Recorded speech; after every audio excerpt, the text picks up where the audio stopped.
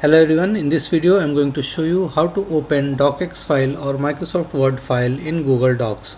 So first of all, open the Google Docs in any web browser like Chrome, Safari or Mozilla. So once you are here, click on the blank document. Okay, now go to the file in the menu bar and then click on open. Now it will open up this window.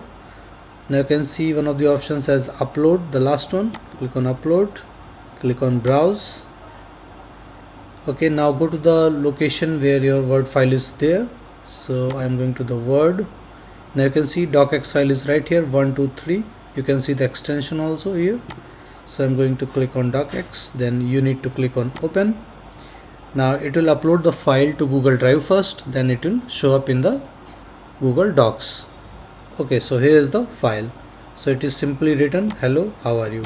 So it doesn't matter how much long your file is, it will show all the contents right here. Okay, then you can add it and you can save, or you can again download it as a PDF.